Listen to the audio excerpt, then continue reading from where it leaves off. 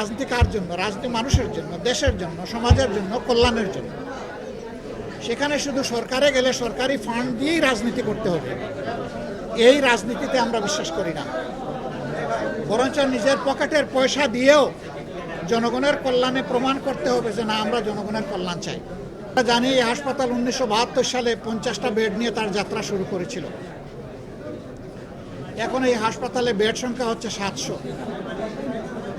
কিন্তু সারা দেশ থেকে রোগী এখানে রেফার হয়ে আসার কারণে এবং জটিল রোগীগুলো আসার কারণে বিপুল সংখ্যক রোগী তারা ফেরত যান। এখানে তাদেরকে ভর্তি করে চিকিৎসা দেওয়া সম্ভব হয় না,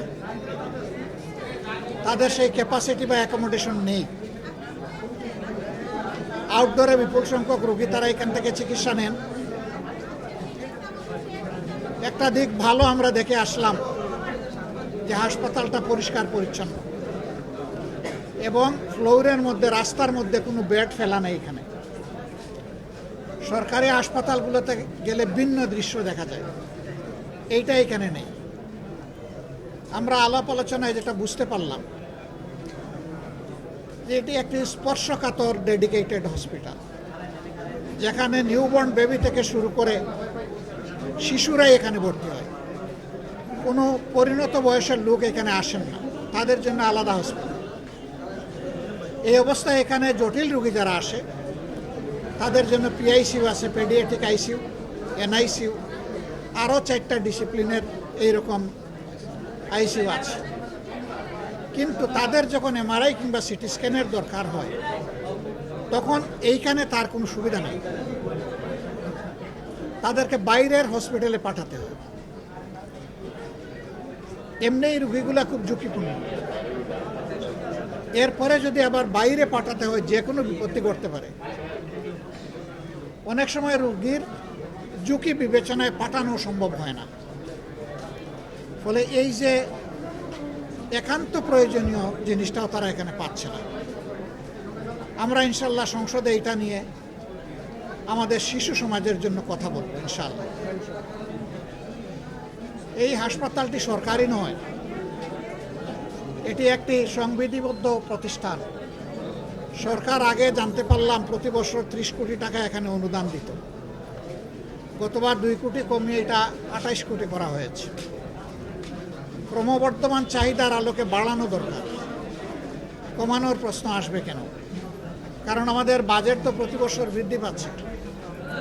আমরা সংসদে এটি নিয়েও কথা বলবো ইনশাআল্লাহ। স্বাস্থ্য খাতে বাজেট বাড়াইতে হবে। পুরা স্বাস্থ্য খাতটি একটা ডিজাস্টার।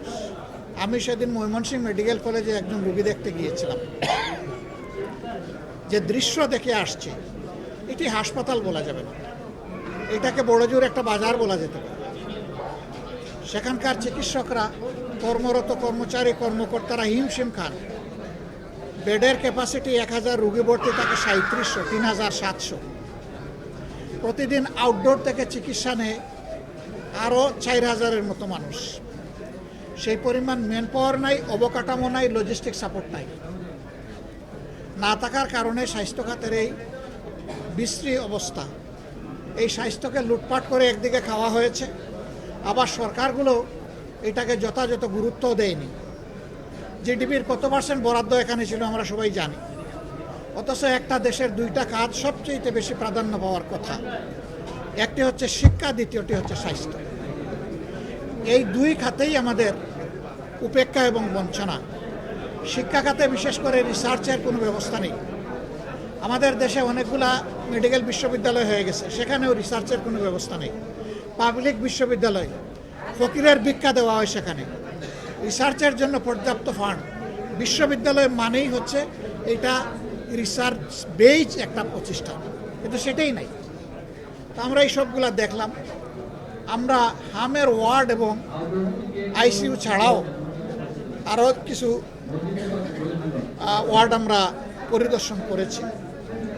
তারা তাদের সামর্থ্যের ভিতরে সর্বোচ্চটা দেওয়ার চেষ্টা করছেন, কিন্তু সামর্থ্যের সীমাবদ্ধতা আছে। আমরা এই ব্যাপারে কথা বলবো, কাজ করবো ইনশাআল্লাহ। আপনারা জানেন যে বাংলাদেশ জামাত ইসলামী সামাজিক কল্যাণে সবসময় চিন্তা করে এবং কিছু কন্ট্রিবিউশন রাখার চেষ্টা করে। এই হাসপাতালে সেই সুযোগ আছে। আমরা তাদেরকে একটা বিষয় আশ্বস্ত করেছিলাম, তারা এর বাইরে গিয়ে আরেকটা বিষয় আমাদের কাছে প্রত্যাশা করেছেন। এখানে ব্রঙ্কোস্কোপির জন্য ব্রঙ্কোস্কোপ নাই, অথচ ম্যাক্সিমাম শিশু আছে এই সমস্যা নেই।